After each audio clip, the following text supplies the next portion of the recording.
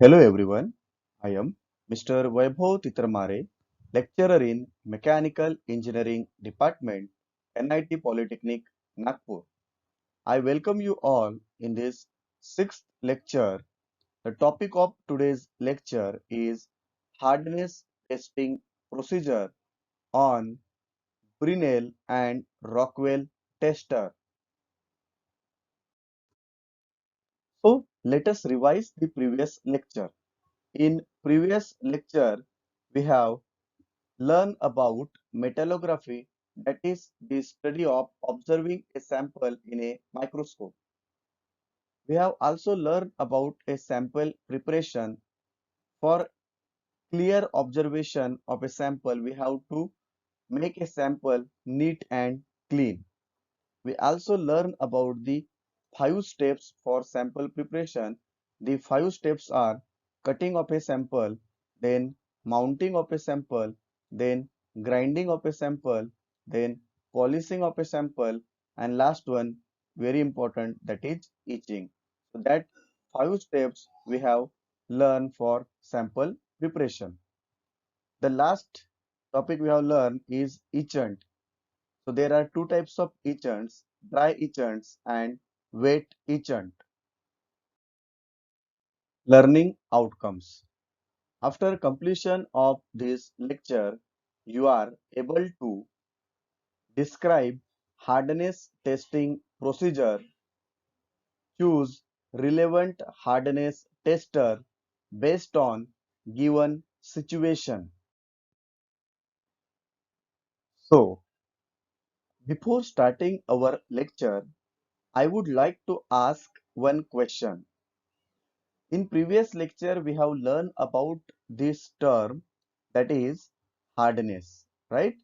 So recall the definition of hardness. Why there is a need to determine the hardness. तो ये question आपको दिया गया है कि हार्डनेस की डेफिनेशन को रिकॉल करो और हमें मटेरियल की हार्डनेस को क्यों कैलकुलेट करना चाहिए इसके बारे में थोड़ा सोचो। वीडियो को पॉज कीजिए और थोड़ा सोचिए। अच्छा, तो कुछ सोचा आपने? हार्डनेस की डेफिनेशन हमने इसके पहले लेक्चर में पढ़े हैं। Hardness is the property of material to resist scratching, penetration and wear.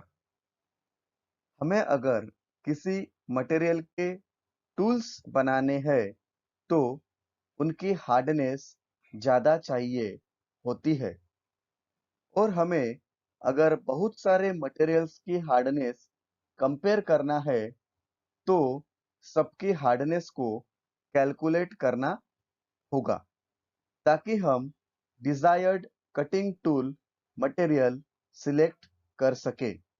इसलिए हमें हार्डनेस टेस्टिंग करना जरूरी है। तो दोस्तों,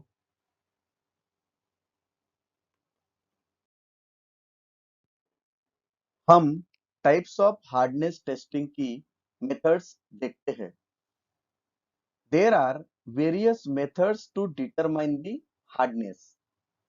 First, Brinell hardness test, Rockwell hardness test, Vickers hardness test, fourth, tensile test. Let us begin with our first hardness test, Brinell hardness test.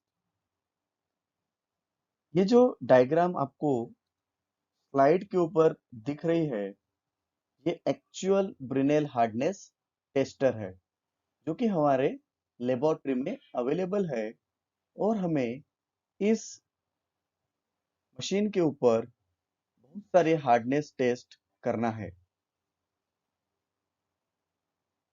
मैंने इस diagram में आपको ब्रिनेल हार्डनेस टेस्ट के जो मेन कंपोनेंट्स रहते हैं उनके बारे में बताया हूँ।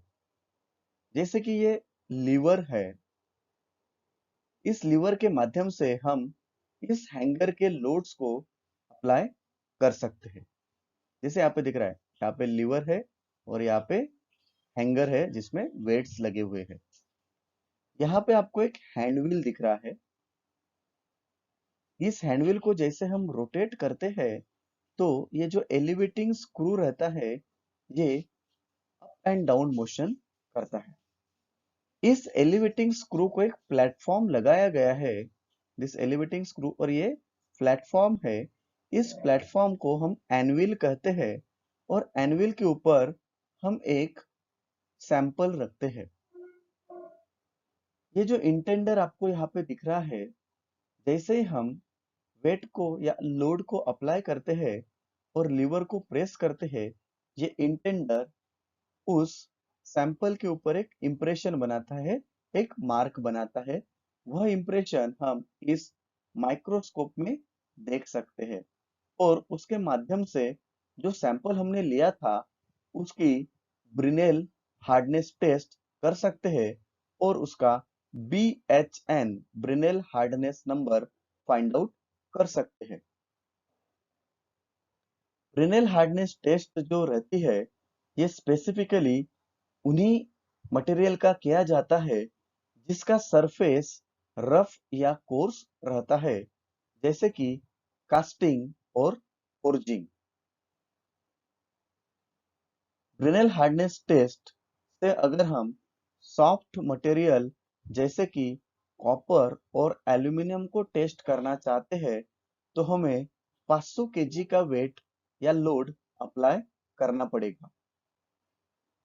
अगर हम ब्रिनेल टेस्टर से हार्ड मटेरियल को अगर ऑब्जर्व या टेस्ट करना चाहते हैं तो हमें 3000 केजी का लोड अप्लाई करना पड़ेगा। चलो दोस्तों, अभी हम ब्रिनेल हार्डनेस टेस्ट मशीन के ऊपर कैसे करते हैं, कैसे परफॉर्म करते हैं, वह देखते हैं। Select the proper size of a ball and load to suit the material under test।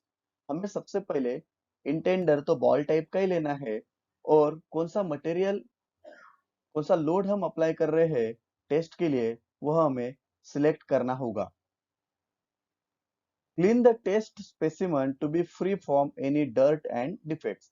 हमें अच्छे से सैंपल को क्लीन करना पड़ेगा ताकि उसके ऊपर की जो डर्ट है वो हमें निकालनी होगी।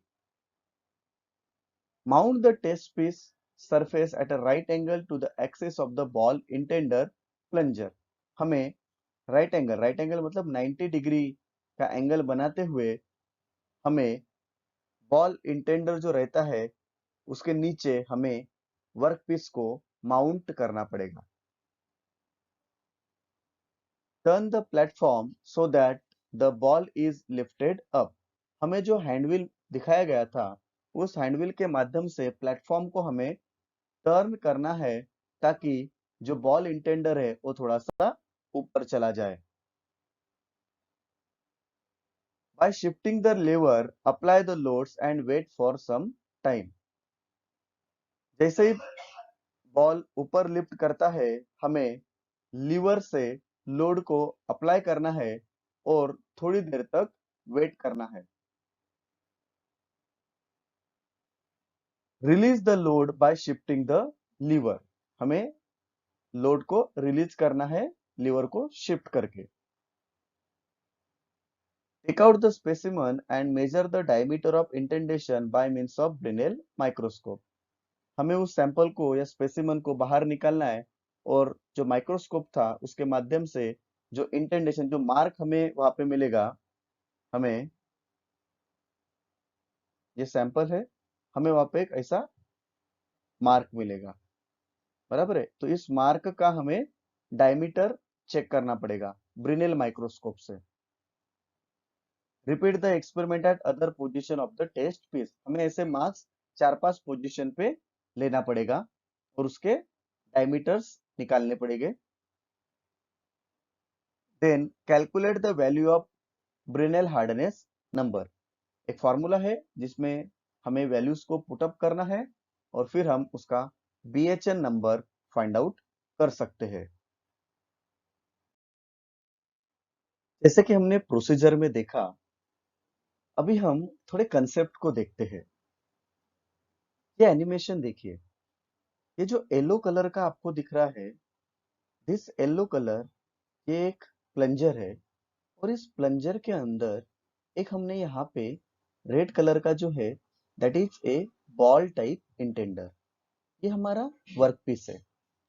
जैसे हम लोड को अप्लाई करेंगे, ये जो बॉल टाइप इंटेंडर है, ये इस सैंपल के ऊपर एक मार्क करेगा, जो कि आपको दिख रहा है। बराबर है दोस्तों?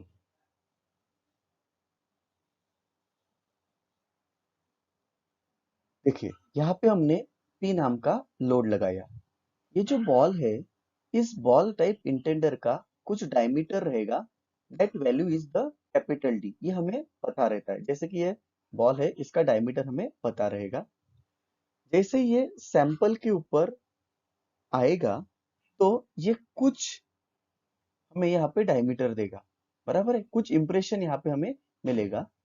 उस इंप्रेशन का हम जो डायमीटर है, ये माइक्रोस्कोप से चेक करेंगे। That small D is the diameter of indentation. It is the diameter of indentation. Okay. So this is the formula. This is the formula to calculate the BHN number. That is the formula 2F divided by pi d bracket capital D minus under root D square minus small d square. तो दोस्तों, यहाँ पे हमें F की value पता नहीं है, तो ये जो F रहता है, ये हमें 30 इंटू डी स्क्वायर लेना पड़ता है, capital D square. 30 into capital D square. So if the diameter of this ball is 10 mm, so 10 square is 100. 100 into 30 is 3000. So 3000 kg हमें यहाँ पे लोड लगाना पड़ेगा। तो F आपको कहाँ से लेना है? 30 इंटू डायमीटर का स्क्वायर, यहाँ पे पुट कर देंगे, तो हमें BHN नंबर मिल जाएगा। HB या BHN, the Brinell hardness number.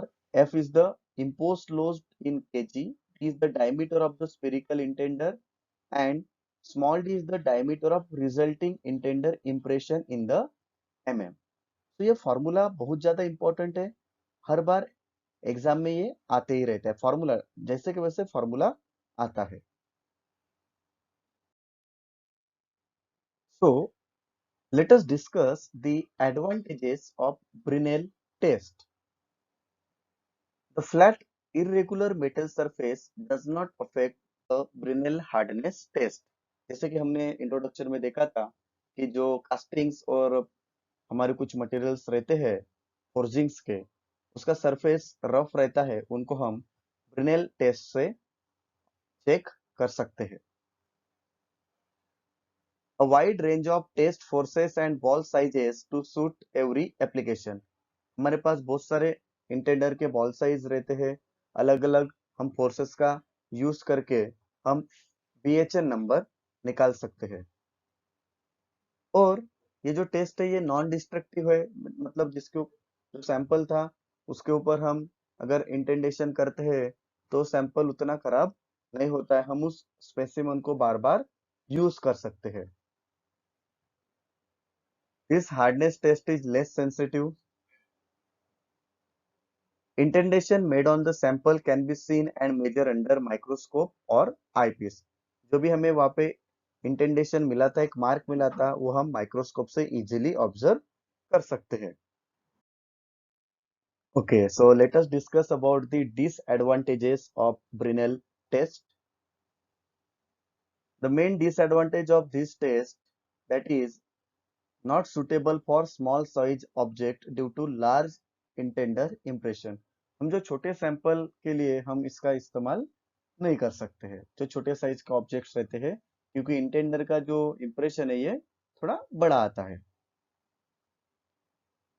The next drawback is Brinell test is the need to optically measure the intent size. This requires that the test point be finished well enough to make an accurate measurement. देखिए, sample preparation का यहाँ पे बहुत अच्छा role play करता है। अगर आपका सैंपल अच्छे से प्रिपेयर रहेगा तभी हम जो इम्प्रेशन आएगा वो माइक्रोस्कोप से इजीली देख पाएंगे। अगर हमने सैंपल प्रिपरेशन अच्छा नहीं किया तो ब्रिनेल टेस्ट कोई काम की नहीं रहेगी। तो हमें यह चीज ध्यान में रखनी है कि सैंपल जो भी हम लेंगे उसको नीट एंड क्लीन सैंपल हमें लेना पड़ेगा। These steps, this test is very slow. It may take 30 seconds, not counting the sample preparation time. ये तो 30 सेकंड तो लेगा, लेकिन जो सैंपल को प्रिपेयर करने के लिए जो हमें टाइम लगेगा वो भी लेगा। So this test is quite slow. Chances of human error during measurement, है ना। ह्यूमन एरर आ सकता है जब भी हम माइक्रोस्कोप से जो इंटेंडेशन का डायमीटर हम देखने वाले हैं तो वो बराबर एक्यूरेट उन्होंने मेजर करना चाहिए, अदरवाइज हमारा जो ब्रेनेल नंबर आएगा वो रॉन्ग आएगा।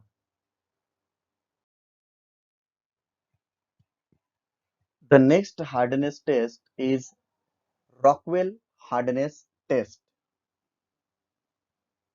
ये जो आपको स्लाइड के ऊपर जो फिगर दिख रही है ये एक्चुअल रॉकवेल हार्डनेस टेस्टर है जो कि हमारे लेबोरेटरी में अवेलेबल है।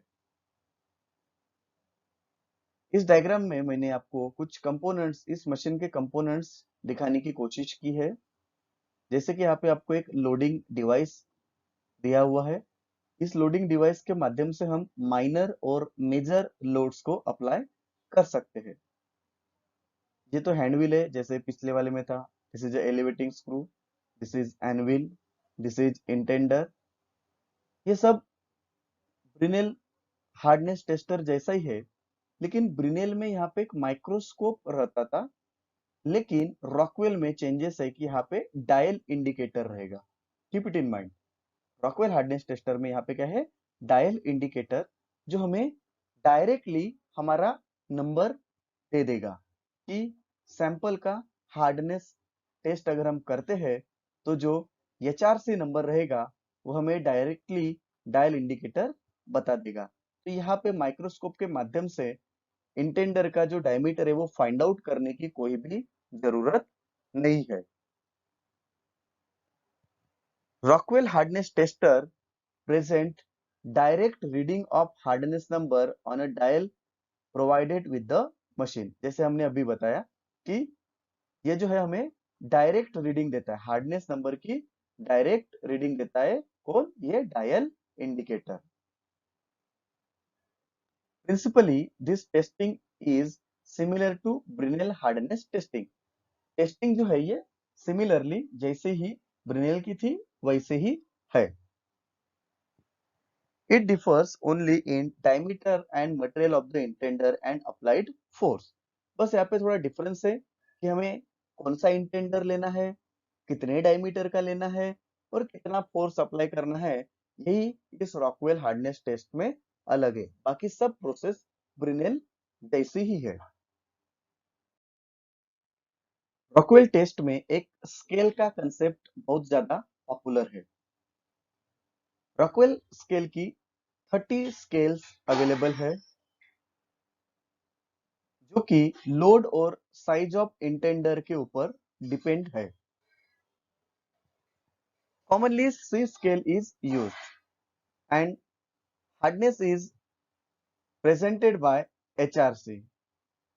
जो मोस्ट पॉपुलर स्केल है रॉकवेल टेस्ट की वो है HRC। Here the intender has a diamond cone at the tip and applied a force of 120 kilogram. हम यहाँ पे ध्यान में रखना है आपने कि डायमंड कोन यूज करते हैं C स्केल में, HRC में, और 150 kg का फोर्स वहां पे हम अप्लाई करते हैं। जो सॉफ्ट मटेरियल रहते हैं वह B स्केल में रेट किए जाते हैं। यहाँ पे हम इंटेंडर बॉल टाइप लेते हैं। ध्यान रखना, इंटेंडर B स्केल में बॉल टाइप लेते हैं जिसका डायमीटर 1/60 mm है, 1.6 mm, और 60 kg का हम वहां पे लोड अप्लाई करते हैं। अभी हम थोड़ा डिफरेंस क्या है ABC स्केल में वह देखते हैं। ये बहुत ज्यादा इंपॉर्टेंट टेबल है, 2 क्वेश्चन तो आपको एग्जाम में इसके ऊपर मिलेंगे। देखो हमने अभी पढ़ा था सी स्केल। सी स्केल में इंटेंडर हम कौन सा यूज करेंगे? कोन टाइप इंटेंडर, जिसका एंगल होगा 120 डिग्री। बराबर है। सीस टाइप इंटेंडर, कोन टाइप इंटेंडर, उसका एंगल 120 डिग्री। हम माइनर लोड या इनिशियल, माइनर लोड को हम इनिशियल लोड बोलते हैं, वो हम 10 केजी का अप्लाई करेंगे। बराबर है। और मेजर लोड जो रहेगा दैट इज 150 केजी। तो minor plus major, 10 plus 140, total load is 150। तो ये वैल्यू आपको ध्यान में रखनी है, 150 for C type scale. Okay. और ये C type scale spring, steels, titanium, tungsten, vanadium के लिए हम इस्तेमाल कर सकते हैं।